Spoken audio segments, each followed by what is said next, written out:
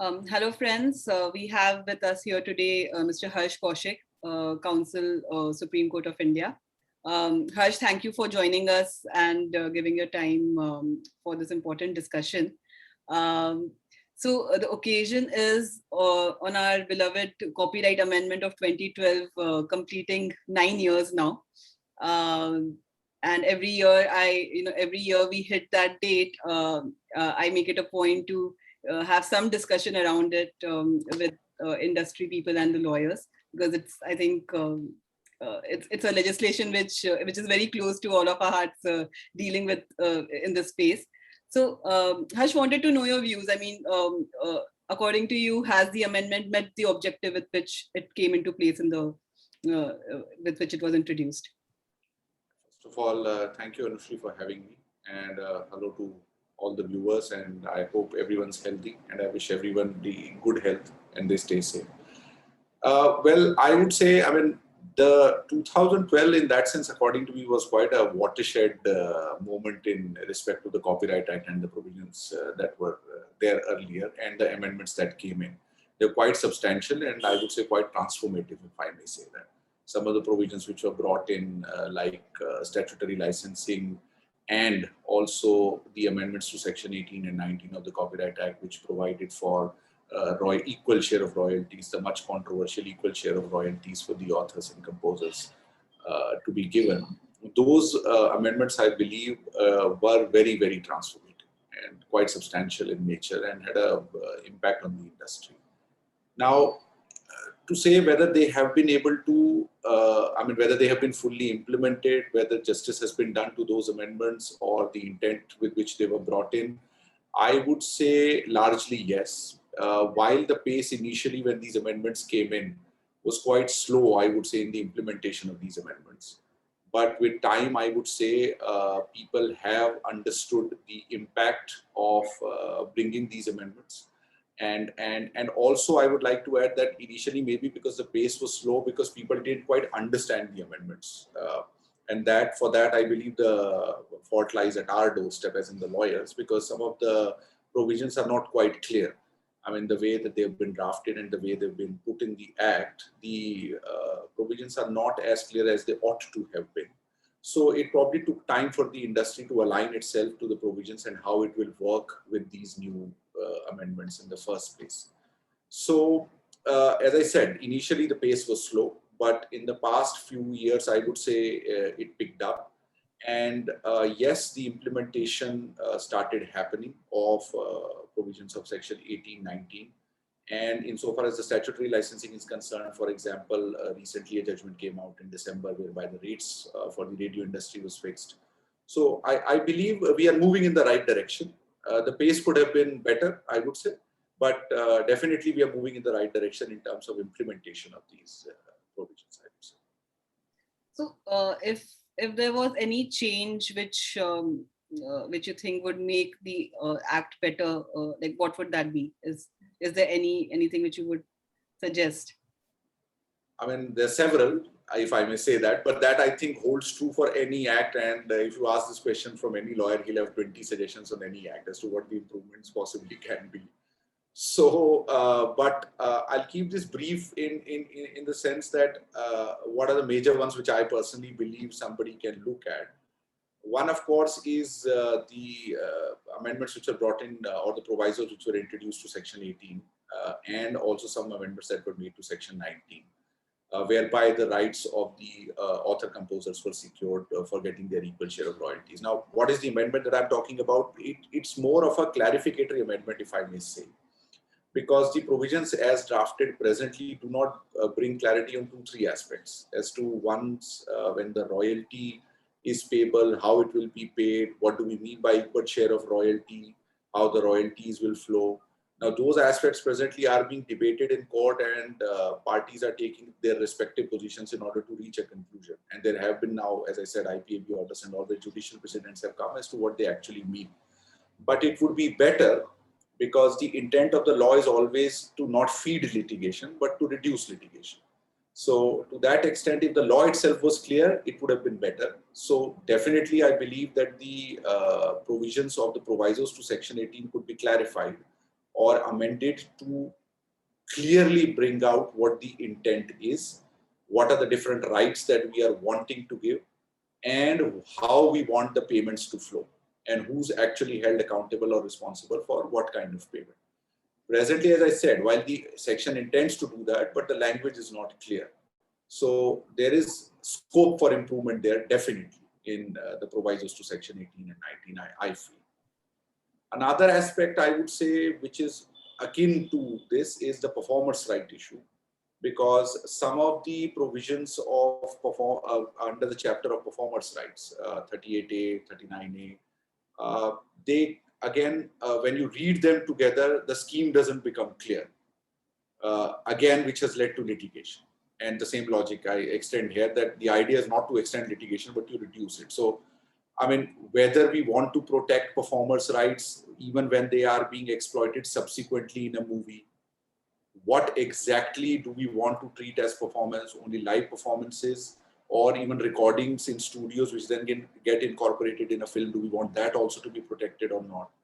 These are very substantial and basic issues, if I may say. I mean, I would have understood if there were minor issues. Of course, those can get sorted out in litigation or even with negotiation between the parties.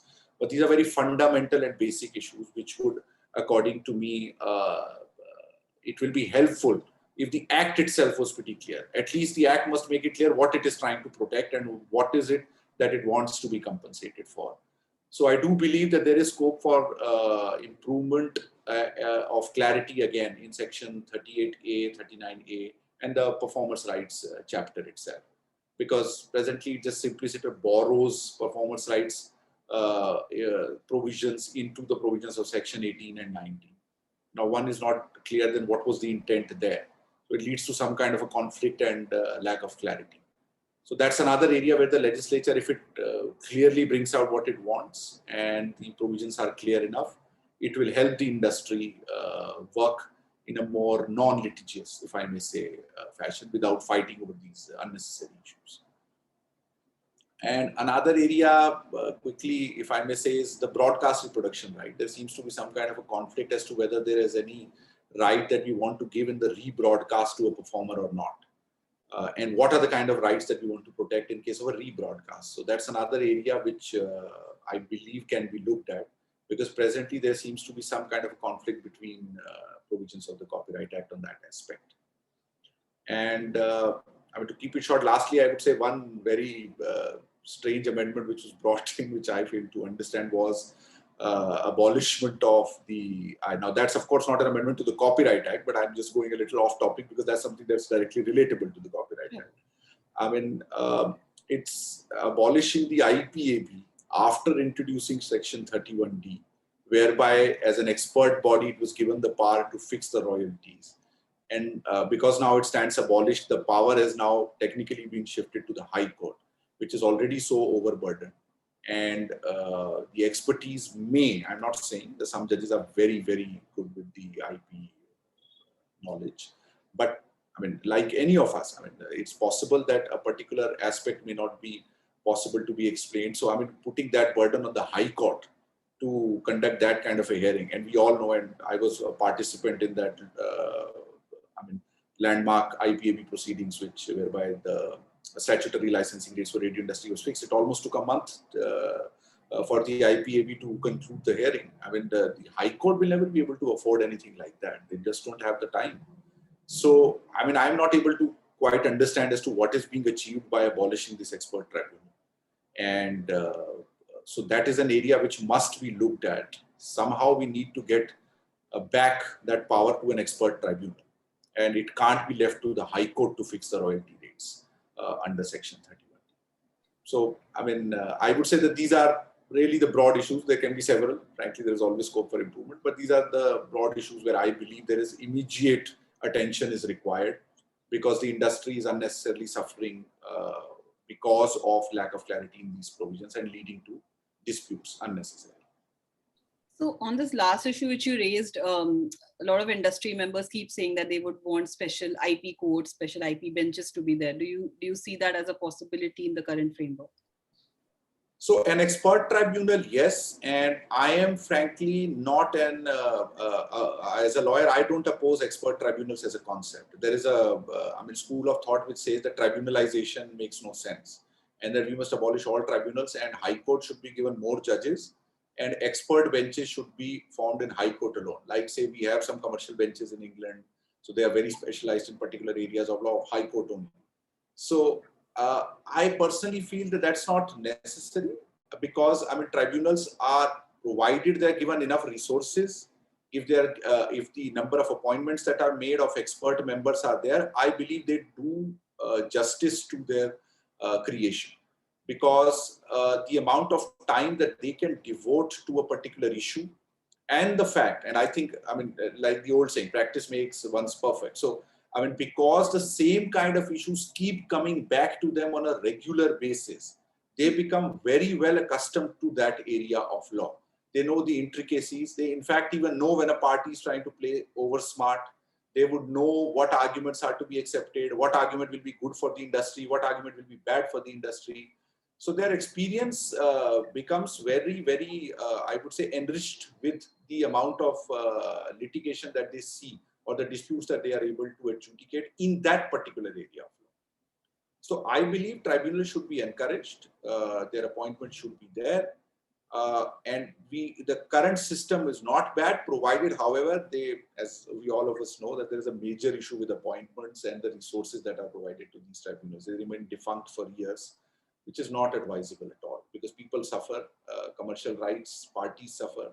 It also affects the business in a way that it's not good for our economy or even for that matter, our reputation as somebody which wants to, as a nation who wants to attract investment. Because adjudication of disputes is something that people do look at, how fast it is, what's the kind of adjudicatory process that is involved, what are the rules that are followed. These things are looked at by investors. So, to put it simply, I believe that the tribunalization will continue. I don't see it ending. I think this will continue. But I don't see, at least not in the near future, I don't see them being abolished and all of it being transferred to High Court with specialized benches. I don't think we just don't have the kind of wherewithal and resources presently to adopt that kind of a model. Gradually, maybe yes, but not yet. Thank you so much, Harsh. It was great to hear your views on these important issues, and let's hope that there is a change for a better Copyright Act in the future. Sure, absolutely. Thank you for having me. Thank you.